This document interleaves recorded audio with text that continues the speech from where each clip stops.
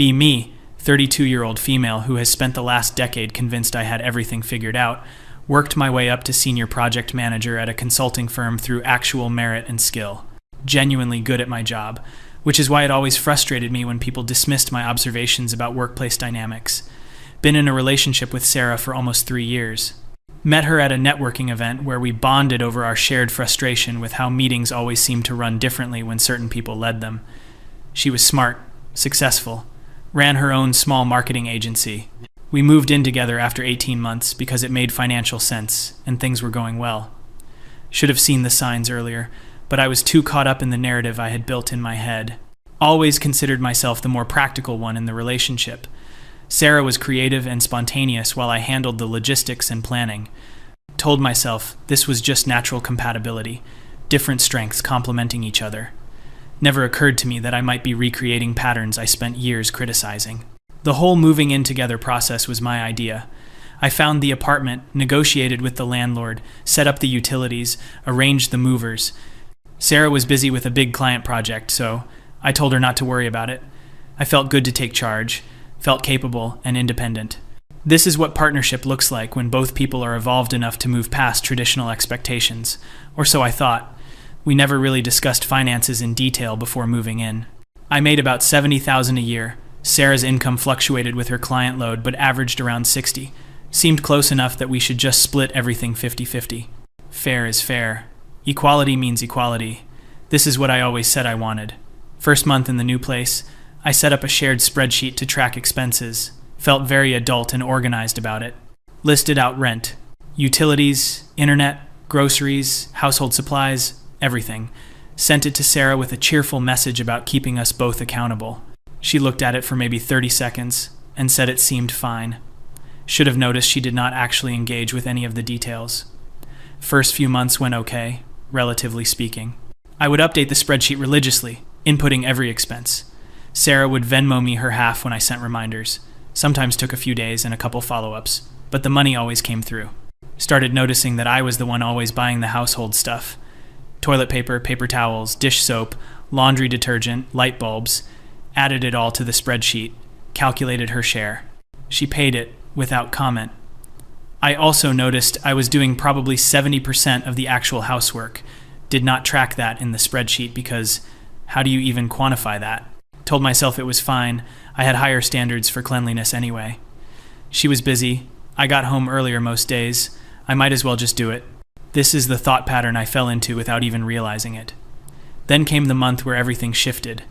Sarah landed a huge client, some regional restaurant chain that wanted a complete brand refresh. She was thrilled. Kept talking about how this was going to change everything for her business. I was genuinely happy for her. Suggested we go out to celebrate. We went to this nice Italian place downtown, the kind with cloth napkins and a wine list. Had a great evening. She talked about her vision for the project. I offered strategic advice. Felt like we were really building something together. Two successful women supporting each other. Bill came and sat on the table. I waited for her to reach for it since this was technically her celebration dinner. She was looking at her phone. Waited another minute. She glanced up and smiled at me, then back to her phone. Finally, I just put my card down. She said, "Thanks, babe," without looking up. Something twisted in my stomach, but I pushed it away. We got home and I added the dinner to the spreadsheet under shared expenses. Split it, 50-50 as usual. The next day, she actually looked at the spreadsheet for once. She sent me a message asking why the dinner was in there. I said it was a shared expense, like everything else. She said she thought I was treating her since I suggested it. I pointed out that I suggested it to celebrate her achievement. She said that was exactly why she assumed I was treating. We went back and forth for a bit, and she eventually paid her half, but the vibe was off. Started paying more attention after that. I noticed that Sarah never suggested going out to eat unless she was assuming I would pay. If I made it clear we were splitting it, she suddenly was not that hungry or suggested staying in. Meanwhile, I had been carefully tracking and splitting every single expense down to the cent. Brought up the housework thing one evening as casually as I could. Said I felt like I was doing more than my share of the cleaning and cooking. She got defensive immediately. Said she did plenty around the house and I just did not notice. Asked her to give me examples. She listed taking out the trash twice last week and unloading the dishwasher yesterday. I had done literally everything else, but pointing that out made me seem petty. Let it drop, but started keeping a mental tally. Yes, I know how that sounds. The mental tally made everything worse because now I could not unsee it. I deep cleaned the bathroom every week. She had not scrubbed the toilet once in 4 months. I meal planned, grocery shopped, cooked dinner 5 nights a week minimum. She would occasionally make pasta or order takeout. I did all the laundry, including hers, because she would just let it pile up. Vacuumed, dusted, cleaned the kitchen every single day. She would rinse her coffee cup if I was lucky. Tried to bring it up again more directly. Suggested we make a chore chart like roommates do. She laughed and said we were not college freshmen. Said she would try to do more, but a chart was ridiculous. Nothing changed. Started feeling resentful every time I cleaned something. Would catch myself thinking bitter thoughts while scrubbing dishes she left in the sink. This was not who I wanted to be. Had spent years listening to friends complain about their boyfriends not contributing equally. Had nodded sympathetically and agreed that weaponized incompetence was a real thing. Never imagined I would be in the exact same position. The real breaking point came 3 months after we moved in together. Sarah's big client project wrapped up, and she got paid $40,000 for 3 months of work. She was ecstatic, took a screenshot of her bank account and showed me. I was happy for her, truly. Suggested we should celebrate properly this time. She agreed enthusiastically. Started planning this whole weekend getaway thing. Found a nice bed and breakfast 2 hours away. Made reservations at a fancy restaurant. Booked a couple's massage at a spa. Sent her the details, all excited. She loved it. Said it was exactly what we needed. Then I sent her the cost breakdown. Total came to about $1,200 split between us. Her half was $600. She went quiet. Asked if we could talk about it when she got home. Came home and told me $600 was a lot to spend on one weekend. I pointed out she just made $40,000. She said that was for her business. She had to reinvest it and pay taxes. I said I understood, but $600 was not unreasonable given her recent income. She asked why I was always tracking money so carefully. Said it made her feel like I did not trust her. I was genuinely confused because I thought I was being fair and transparent. She said the spreadsheet made her feel scrutinized and judged. Said that in a real relationship, people just trusted each other, and things evened out. I asked how things would. Even out if we were not tracking them. She did not have an answer for that. We went back and forth for over an hour. She cried at one point. Said she felt like I cared more about money than our relationship. I felt like a monster, even though I knew I was being reasonable. Eventually agreed to pay for more of the weekend to keep the peace. Paid $800, she paid $4. The weekend itself was tense. Kept thinking about the extra $200 I paid. Hated myself for thinking about it, but could not stop. She seemed fine, relaxed. Enjoyed the massage and the fancy meals. Posted cute photos of us on Instagram with hearts and couple emoji. Felt like I was funding her social media content. Got back home and looked at the spreadsheet, and really looked at it for the first time with clear eyes. Over the 3 months we lived together, expenses were split roughly 50-50, but that did not account for what I was contributing in time and labor. All the housework I did probably amounted to 15 or 20 hours a week. The mental load of tracking everything, planning meals, managing the household, keeping track of what we needed, what bills were due, what chores had to be done. Sarah just existed in the space I maintained. Had a disturbing realization while staring at that spreadsheet. This was exactly what I had accused others of doing for years. Acting like equal financial contribution meant equal partnership, ignoring all the invisible work that made daily life function. But I was the one doing that invisible work. I was the one carrying the mental load, and Sarah was the one benefiting from it, without acknowledgement. Tried to talk to my friend Emma about it without getting into too many details. She had always been my sounding board for relationship stuff. Told her I was feeling unappreciated and taken for granted. She asked if I had communicated clearly about my needs. I said I had tried, but it always turned into me being the bad guy. She suggested I might be. Being too rigid with the whole spreadsheet thing. Time said sometimes you have to let things be a little messy in relationships. Felt completely invalidated. This was the same friend who had spent hours venting to me about her ex-boyfriend, who never cleaned, never planned dates, never thought about household management. I had validated every single complaint. But now, when I had the same complaints, suddenly I was being too rigid. Realized she did not take it as seriously because we were both women. There was no framework in her mind for one woman taking advantage of another this way. Stopped talking to Emma about it. Things with Sarah continued to deteriorate. Started having the same fight in different variations every few weeks. But she thought I was too controlling with money. I thought she was not contributing equally. She said she did contribute, but I did not value her contributions.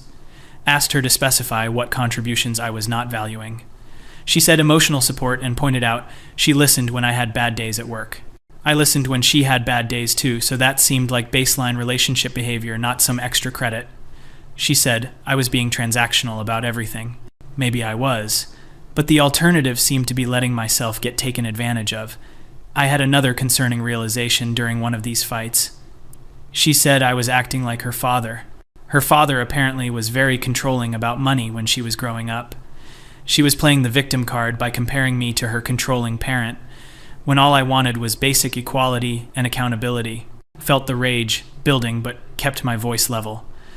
And said, I was sorry. She felt that way, but splitting expenses equally was not controlling. She said it was not about the money, it was about the energy I brought to it. I made her feel small and inadequate. I was making everything a bigger deal than it needed to be. Classic deflection from the actual issue. When told her I needed some space to think, stayed at my sister's place for a few days. My sister did not know Sarah well, so I could talk more freely. Laid out everything, the finances, the housework, the mental load. My sister listened, and then asked me something that hit like a truck. She said it sounded exhausting, and asked why I was staying. I did not have a good answer. Thought about all the reasons. We had built a life together. I loved her. Relationships take work. My sister just looked at me and said that it should not be only me doing the work. Went back to the apartment to find Sarah had not done dishes the entire time I was gone.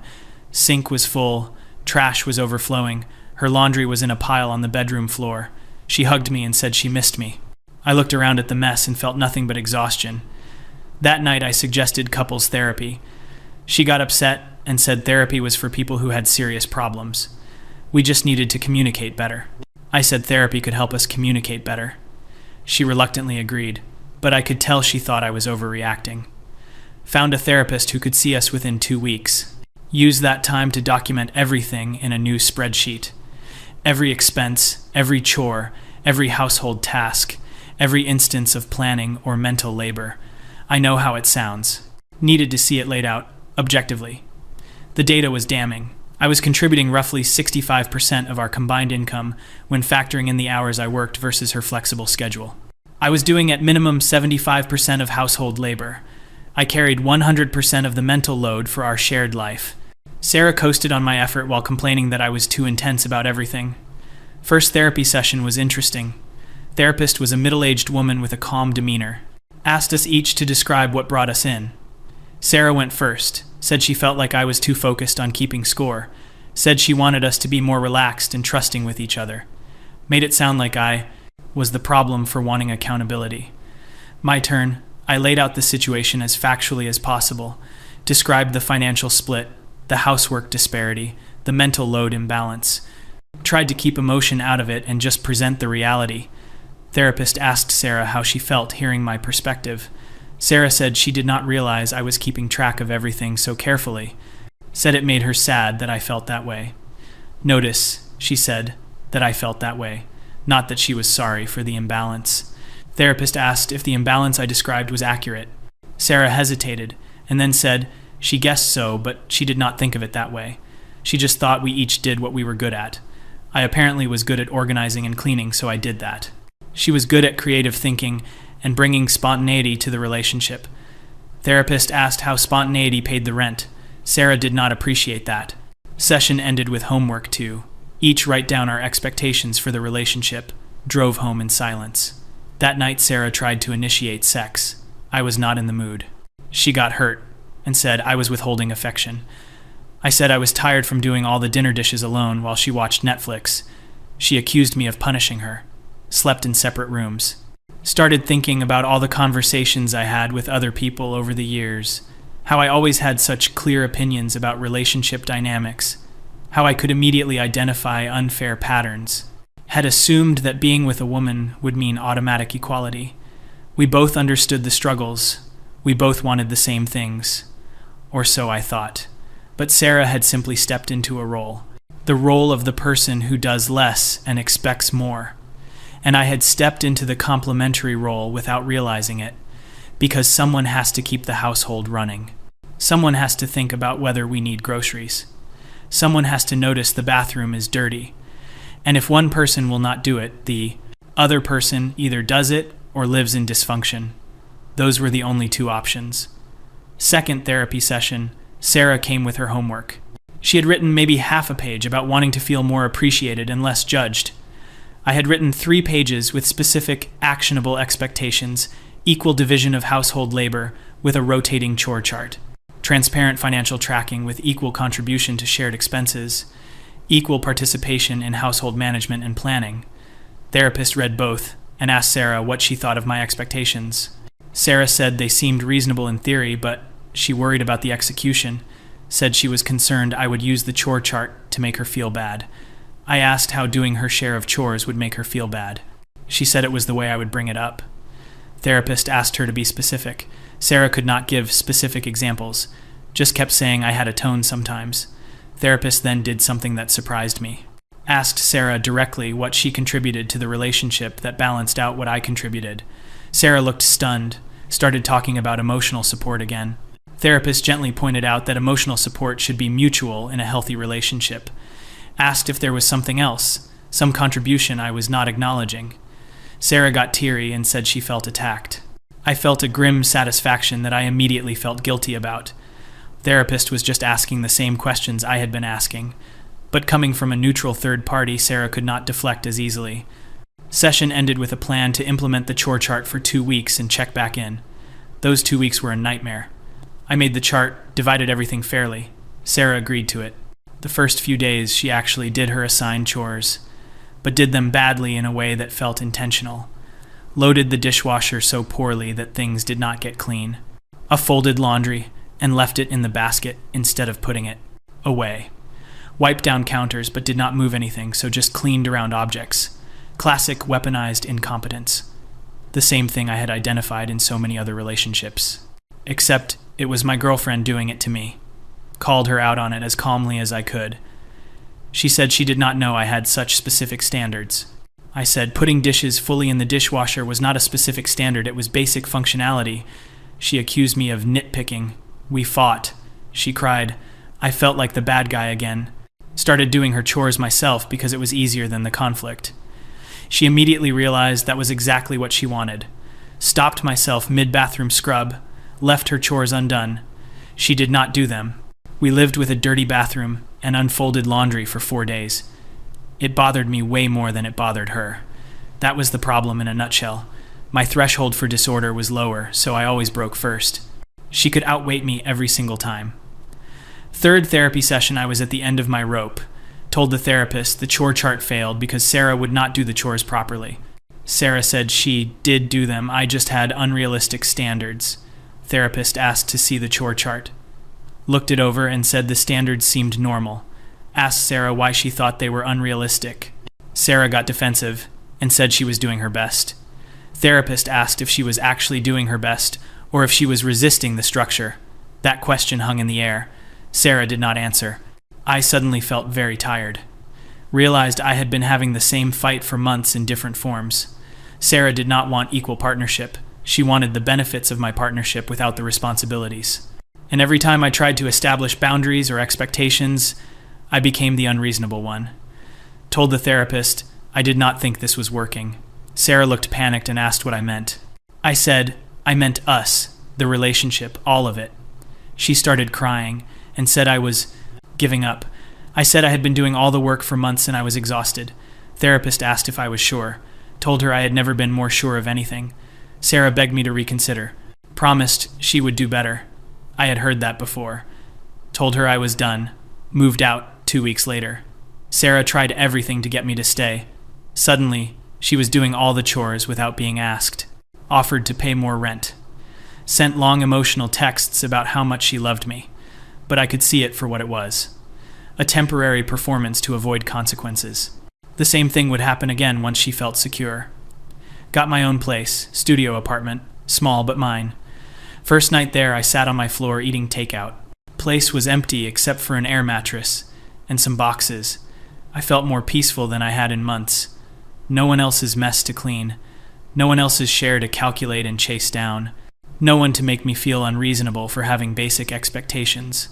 Few weeks later, I was getting coffee and ran into Sebastian, guy I knew from work. We had collaborated on a few projects. He asked how I was doing, and I gave the standard fine response. He said he heard Sarah and I split up through mutual friends, offered condolences. I said it was for the best. He made a comment about how relationships are hard. I agreed. Then he said something that stopped me cold. Said his divorce a few years back came down to similar stuff. He was tired of being the only one who cared about keeping their lives organized. His ex-wife spent money they did not have, and he was always the bad guy for bringing it up. Did all the housework because she would not. Finally left when he realized she was never going to change. He said, now he gets why some men just walk away from relationships without looking back. Sometimes the exhaustion of being the responsible one outweighs everything else. I stood there with my coffee getting cold, listening to this man describe my exact experience.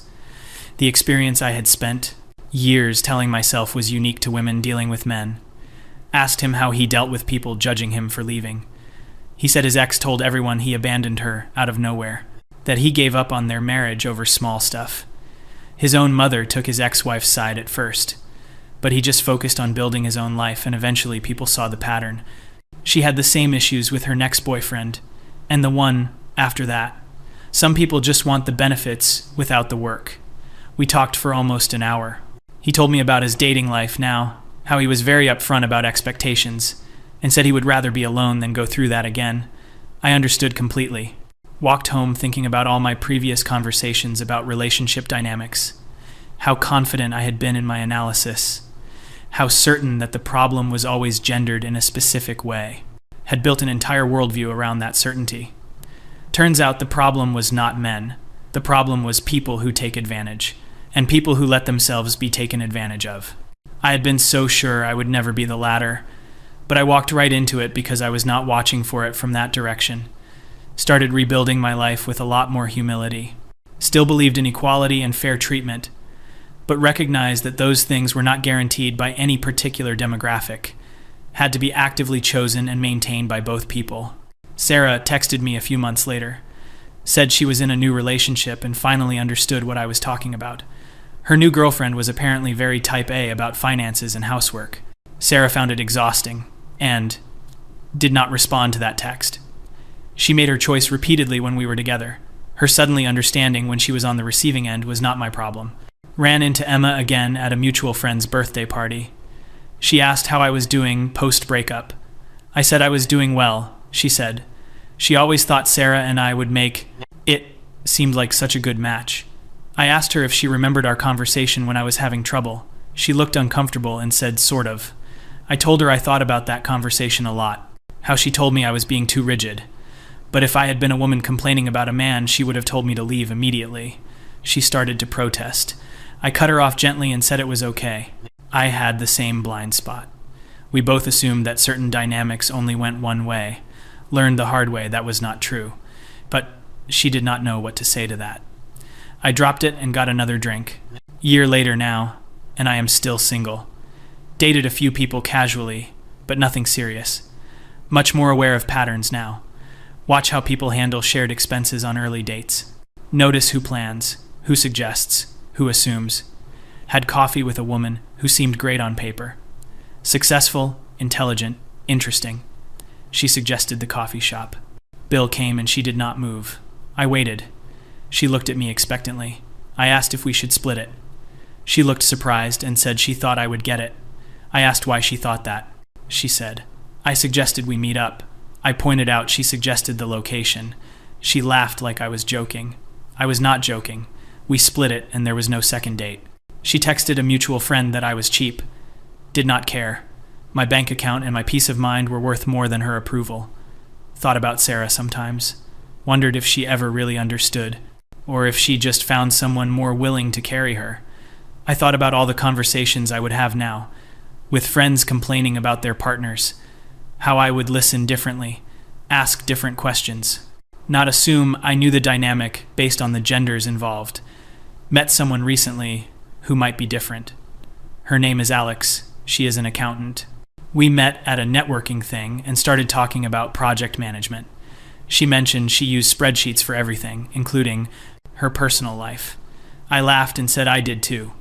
We compared tracking methods like other people compare favorite movies. Went to dinner, and when the bill came, she immediately said we should split it. Did not wait for me to suggest it. Just assumed equal contribution. We have been on 4 dates now. She noticed I cleaned up after we cooked together and immediately started helping. Did not need to be asked. Just saw something that needed doing and did it. We were talking about our exes last night. She told me about her previous relationship, said her ex never wanted to talk about money, thought it was unromantic to discuss finances.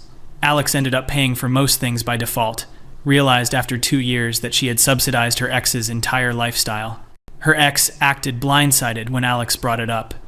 It said she was being materialistic. Alex left, and her ex told everyone Alex was cold and transactional. I understood completely. Told her about Sarah, about the spreadsheet and the chore chart and the therapy, about feeling like I was going crazy for wanting basic equality. She nodded through the whole thing, said she dealt with the exact same thing.